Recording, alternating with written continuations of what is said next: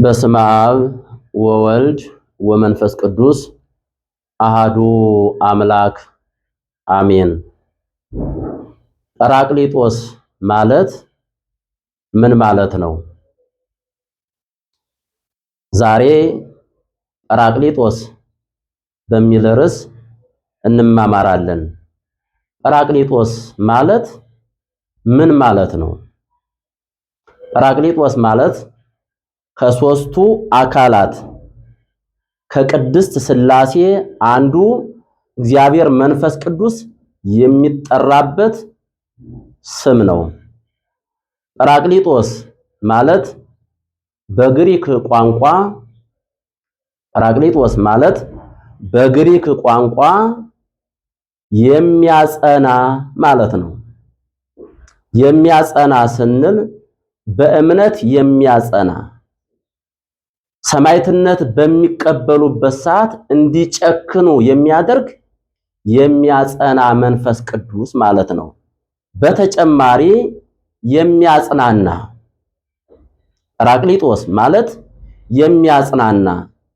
የሚያጽናና ስንል ከሐዘን የሚያጽናና፣ ያዘኑትን የሚያጽናና፣ የሚያለቅሱትን የሚተክዙትን በብቸኝነት ውስጥ ሆነው ተስፋ የቆረጡትን የሚያጽናና መንፈስ ቅዱስ ማለት ነው። በተጨማሪ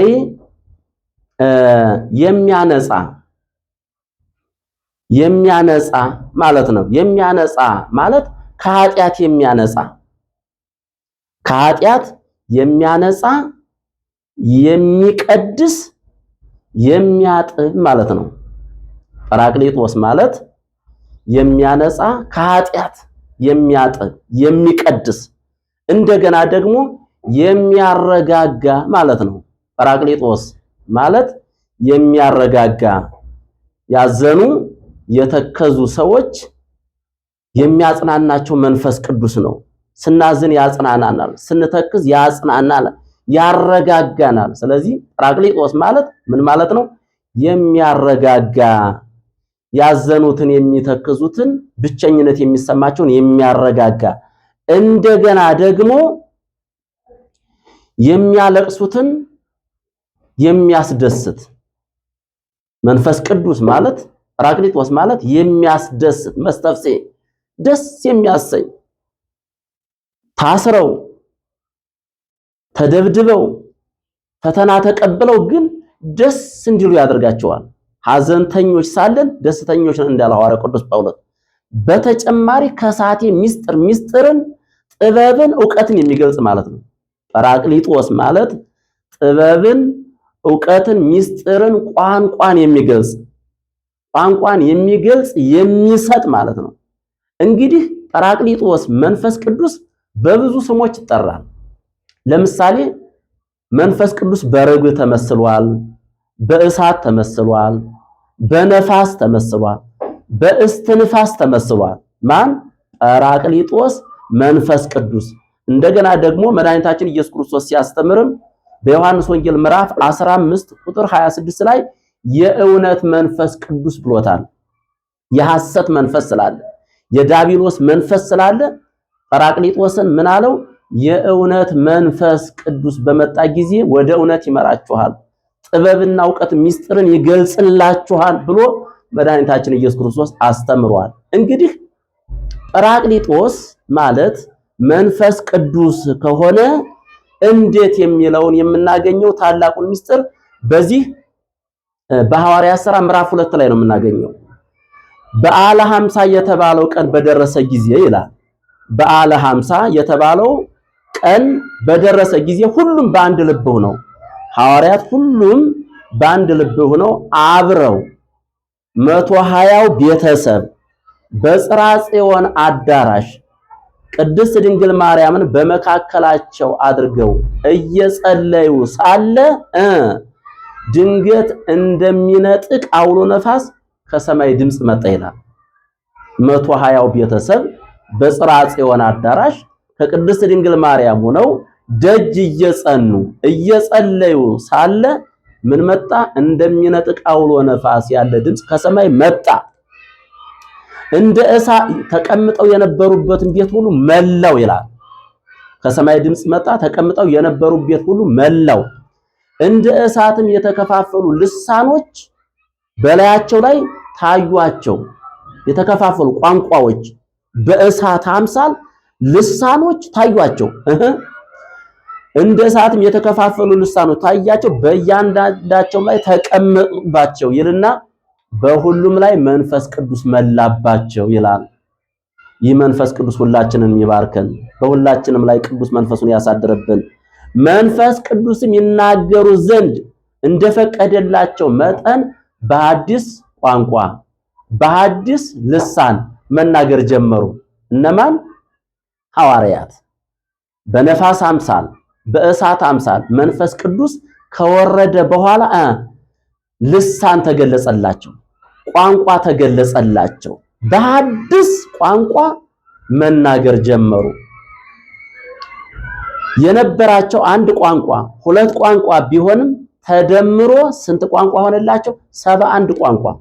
አንድ የሚችል ሰው ቢኖር ከዛ ውስጥ 71 ቋንቋ ሲደመር 72፣ 5-6 ቋንቋ የሚችሉ ካሉ ደግሞ እንግዲህ 60 ምናምን ተጨምሮላቸዋል ማለት ነው። በስብከተ ወንጌል ጊዜ በሚያስተምሩበት ሰዓት በቋንቋ እጥረት ምክንያት እንዳይቸገሩ ጰራቅሊጦስ መንፈስ ቅዱስ አጽናኝ፣ ቀዳሽ፣ ፈዋሽ፣ ሚስጥር ገላጭ ሆነው ይህንን ቋንቋ አደላቸው።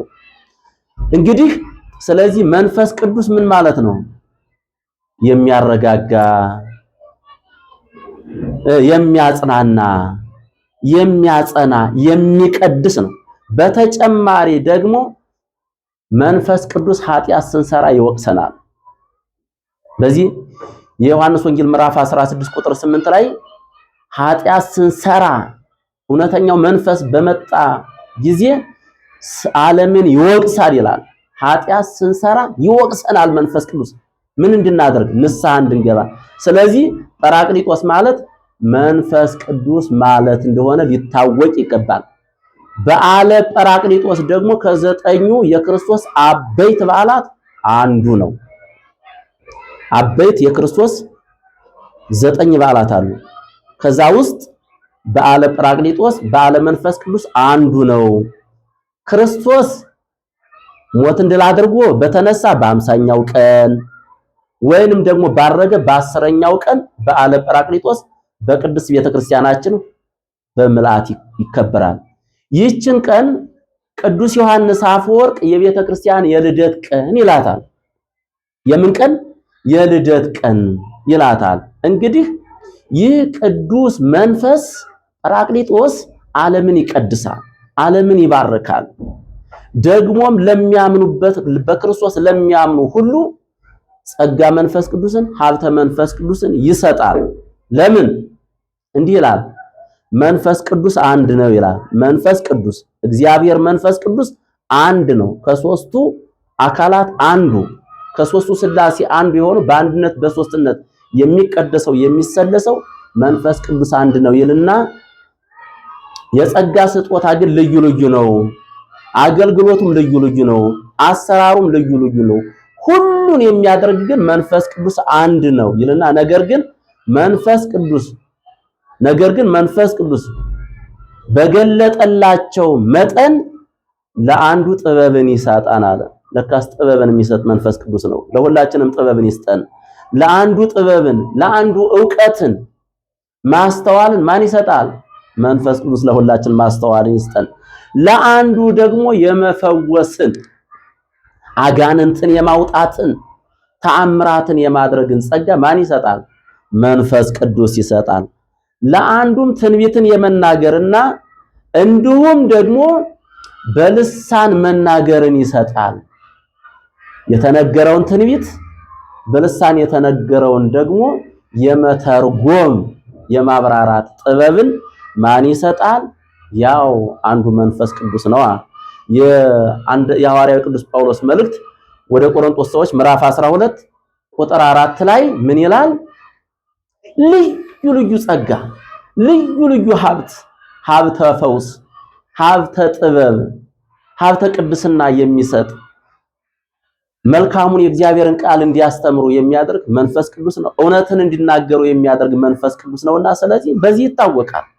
እውነተኛውና ሐሰተኛው መንፈስ ቅዱስ በዚህ ይታወቃል ማለት ነው። ስለዚህ ለኛም መንፈስ ቅዱስ ጸጋ ሰጥቶናል። በኃጢአታችን ምክንያት በበደላችን ምክንያት ካልቀበርነው ሁላችንም ሀብተ መንፈስ ቅዱስን ተቀብለናል። ለምን እንዲህ ይላል በገላትያ መልእክቱ ምዕራፍ 5 ቁጥር 22 ላይ የመንፈስ ቅዱስ ፍሬዎች ይላል። የመንፈስ ቅዱስ ፍሬዎች፣ የመንፈስ ቅዱስ ስጦታዎች፣ የመንፈስ ቅዱስ ጸጋዎች ምንድናቸው? የመጀመሪያው ፍቅርና ደስታ ይላል። ፍቅር ያለው ሰው የመንፈስ ቅዱስ ልጅ ነው። ደስታ፣ መንፈሳዊ ደስታ ያለው የመንፈስ ቅዱስ ልጅ። እንደገና ሰላም ያለው ሰው የመንፈስ ቅዱስ ነው። ትዕግስት ያለው፣ ቸርነት፣ በጎነት፣ እምነት፣ የዋህነት፣ ራስን መግዛት፣ እነዚህ ሁሉ የመንፈስ ቅዱስ ስጦታዎች ናቸውና እነዚህን የመንፈስ ቅዱስ ፍሬዎችን እግዚአብሔር ለሁላችን ይስጠን። ስለዚህ አባቶቻችንም ሐዋርያት ምንድነው ያሉት? ወነአምን በመንፈስ ቅዱስ እግዚእ ማህየዊ ሰለስቱ ምዕት፣ ሕይወትን በሚሰጥ ከአብ በሰረጸ በመንፈስ ቅዱስ እናምናለን፣ ከአብና ከወልድ ጋራ በአንድነት እንሰግድለታለን፣ እናመሰግነዋለን ይላሉ ቅዱሳን አባቶቻችን። የሐዋርያት በረከት ይደርብን። ስለዚህ መንፈስ ቅዱስ ስንፈራ ኃይል ይሰጠናል፣ ጽናት ይሰጠናል። ሰማዕት እኮ ነው ጨክነው ሕይወታቸውን ለሞት የሰጡት እኮ መንፈስ ቅዱስ ስላጸናቸው እኮ ነው እንጂ እኮ ሥጋ ለባሾች ናቸው። መንፈስ ቅዱስ ቅዱስ ነውና ሁሉን ይቀድሳል፣ ሁላችንንም ይቀድሳል። ኃጢአት ስንሰራ ደግሞ መንፈስ ቅዱስ ይወቅሳል። ወቅሷችሁ አያውቅም? ኃጢአት በድፍረት ስትሰሩ ህሊናችሁ ወቅሷችሁ አያውቅም? ኧረ ሰው አትስራ፣ ደንበር አልፈሃል፣ ሕግ አልፈሃል ብሎ አይወቅስም? ህሊና ይወቅሳል። ያ መንፈስ ቅዱስ ነው። ስለዚህ መንፈስ ቅዱስ ሁላችንም ይውቀሰን። ለምን? ንስሐ እንድንገባ። ስናዝን የሚያጽናናን መንፈስ ቅዱስ ነውና ያዘኑትን መንፈስ ቅዱስ ያጽናናልን። መንገር ለጠፋቸው ግራ ለተጋቡ ሁሉ መንፈስ ቅዱስ ወደ እውነተኛው መንገድ ሁላችንንም ይምራን። የእግዚአብሔር መንፈስ ቅዱስ ረድኤትና በረከት ከሁላችን ጋር ይሁን። አሜን።